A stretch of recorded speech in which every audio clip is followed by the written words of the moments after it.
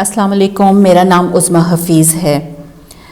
آج ہم ڈاکٹر محمد امجد ثاقب کی کتاب مولو مسلی کے چیپٹر نمبر 1 کا جائزہ لیں گے۔ ڈاکٹر محمد امجد ثاقب ایک معروف سماجی رہنما ہیں۔ انہوں نے گورنمنٹ کالج لاہور اور کنگ ایڈورڈ میڈیکل کالج سے تعلیم حاصل کی۔ 1985 میں سول سروس کے ڈسٹرکٹ مینجمنٹ گروپ کے لیے منتخب ہوئے۔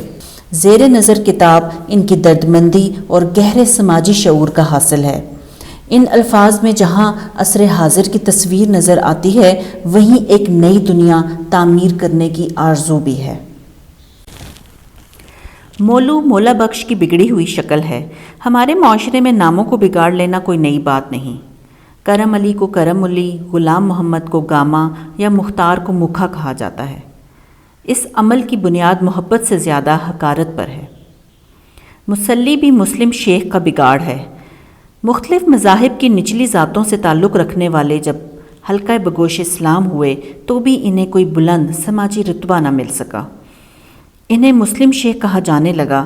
ان افراد کا تعلق نچلے طبقوں سے تھا، کم مرتبہ اور کم حیثیت۔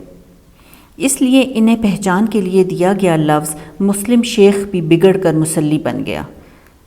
گویا مولو مسلی دوہری تحقیر کی عکاسی کرتا ہے، مولا بخش سے مولو اور مسلم شیخ سے مسلی۔ یہ مولو مسلی جن کا ذکر اس بند میں ہوا ہے، آخر یہ بدنصیب لوگ کون ہیں؟ یہ کون لوگ ہیں جن کے گھر میں آنے کے لیے کسی کو بھی اجازت لینے کی ضرورت نہیں؟ یہ کون لوگ ہیں جن کے گھر میں پولیس افسران بلا دستک دیے کسی بھی وقت آ سکتے ہیں؟ ایک طرف تو یہ مولو مسلی ہیں تو دوسری طرف چودھریوں کے گھر ہیں، جہاں چڑیا پر نہیں مار سکتی تو بلا دستک دیے آنا تو بہت دور کی بات ہے۔ یہ دو کردار ہمارے سیاسی اور معاشی نظام اور سماج کی مکمل تصویر ہیں۔ یہ دو کردار چودھری اور مولو مسلی دو گھرانے نہیں ہیں، بلکہ یہ دو زندہ حقیقتیں ہیں۔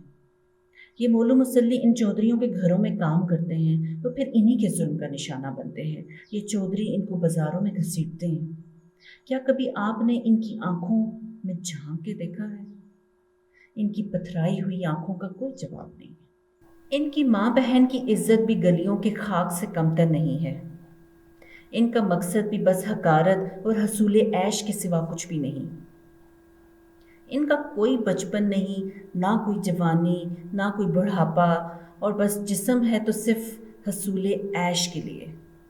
اور جب یہ نیلامی مکمل ہوئی تو مٹی کی چادر اوڑھ کے سو گئی۔ جیسی ان ماں بہن کی کہانی، ویسے ہی مولو مسلی کی بیٹے کی کہانی۔ اس نے بڑے ہو کے مولو مسلی ہی بننا ہے۔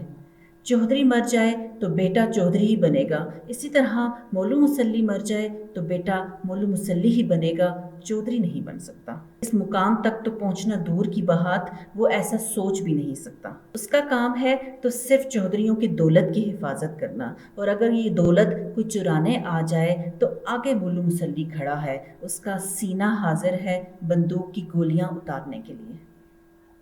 یہ وہ اجڑی ہوئی مخلوق ہے جن کا کوئی بھی نہیں، نہ تھانہ، نہ کچہری، نہ اسمبلی، نہ سینٹ، نہ کپڑا، نہ مکان، نہ عزت، نہ آبرو، بس زندگی ہے تو جبر مسلسل۔ مساوات کی تقریریں کرنے اور دعوے کرنے کے لیے بہت دنیا بھری پڑی ہے۔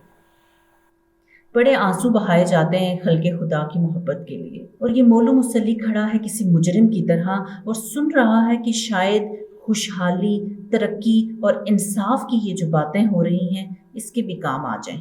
اسے یہ معلوم ہو چکا ہے کہ اس کے لیے کچھ بھی نہیں ہے، نہ اسکول، نہ ہسپتال، نہ موٹر گاڑیاں، نہ صاف پانی اور نہ بجلی۔ لیکن وہ یہ سوال ضرور کرتا ہے اور کرنا چاہتا ہے کہ اسے عزت کب ملے گی؟ کب تک بلا اجازت اس کے گھر میں کوئی بھی آ سکتا ہے؟ کب تک اس کو مولو مسلی کہہ کر بلایا جائے گا؟ ڈر ہے تو اس بات کا ہے کہ جس دن مولو مسلی کو یہ بات معلوم ہوگی کہ آزادی مانگی نہیں جاتی، چھینی جاتی ہے، تو وہ قیامت کا دن ہوگا۔ مولو مسلی کو اس کی عزت واپس کر دو، اس کے ماں بہن کی عزت واپس کر دو، اور وہ دن دور نہیں جب یہ تمہیں روند ڈالے گا، انصاف کے لیے دستک نہیں دے گا۔ ڈرو اس دن سے۔